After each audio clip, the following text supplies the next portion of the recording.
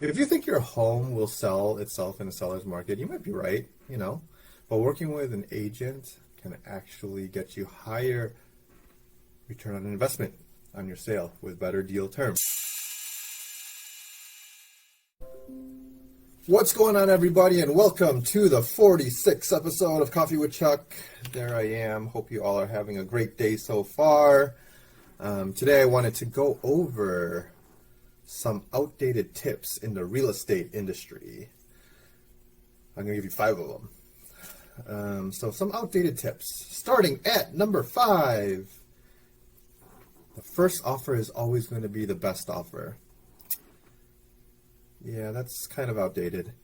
There are a lot of buyer demands out there, so you don't necessarily have to get and grab and accept the first offer that comes in, even if that buyer offers list price.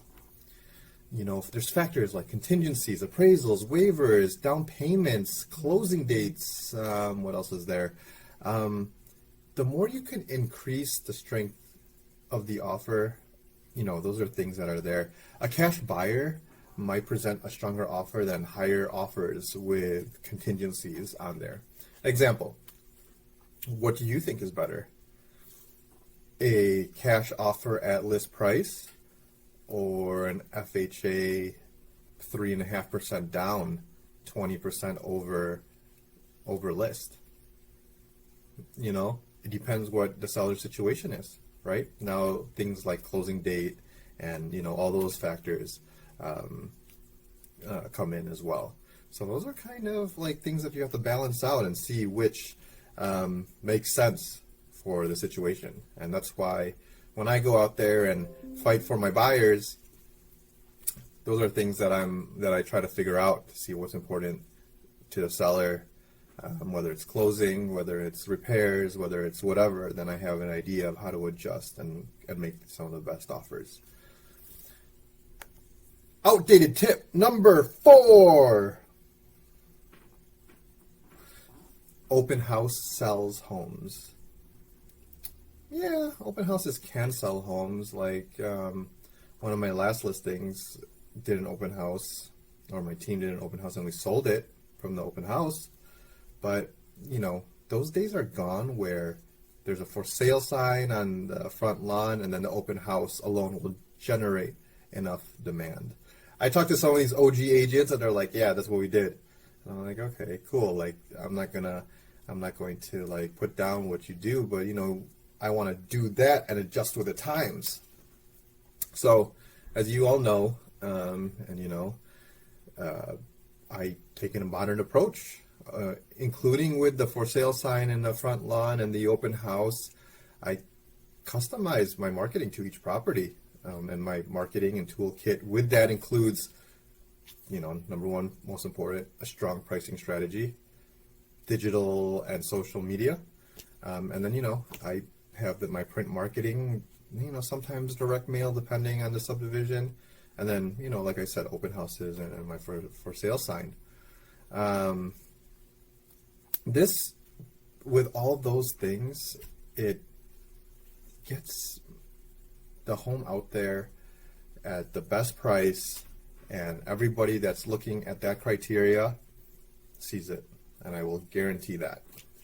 So that was number 4. Open house sells homes. Number 3, outdating tips. Pricing your home higher because you have to negotiate isn't true in 2021. This is very, very important. Pricing your home accurately will help me and my team target the specific pool of buyers that are most likely to get attracted to your home. If we price too high, prospective buyers might not find it on their online searches. For example, from $250 to $275, some people will say like $250 is their max, that kind of thing. Prospective buyers might not be, like I said, they couldn't find it on online searches, and your home could sit on the market for much longer. So, that's going to possibly drive down the price, and then eventually, get even less than what might you might have gotten, because when houses sit on the market, people ask the question, so what's wrong with it? So that's that. Outdated tip number 2. FSBOs will save you money. So if you don't know what FSBOs are, it means for sale by owner.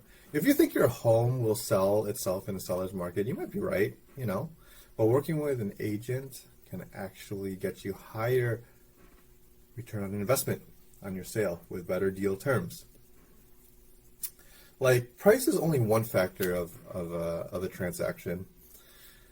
When I work with you, I'm not here just to open doors. I've proven method of accurate pricing, home staging, modern marketing, communication, client service, and get you the best return on your investment. Like I said, price is only one thing. People are like, oh, what did you sell it for?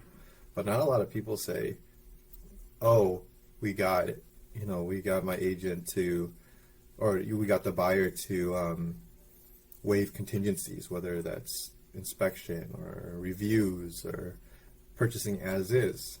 That could be pricey in the long run. So, those are things. Outdated tips number 1. Spring is the best time to sell. As long as mortgage rates remain low and buyer demand remains high, I think the best time to sell is varies on the local market and lifestyle needs. Yes, spring is still a great time to sell, but there are also perks in selling in the summer, in the fall. Chicago winter, I'm going to question. But I would never want anybody to feel pressured into jumping into the market before you're fully prepared. So, actually, I was taking a look at some numbers, and my slowest month is actually August. So that's pretty crazy to me. Like right there, still summer. Sometimes I'll have better Decembers and Januaries than August. So, that's why you have to just understand what is happening, because there is a time. I mean, August makes sense because I feel like people want, especially for me and my market for buyers and sellers, they want to be in a home before school starts, which is August. So, and then after that, it slows down a little bit, and then this fall market comes back up. So that is that. Well, those were my 5 outdated tips. Let me know if you have any questions about it. Let me know if you need any assistance in your buy and sell. And in the meantime, have a great rest of your Friday. Have an even greater weekend. And I will see you next week. Cheers.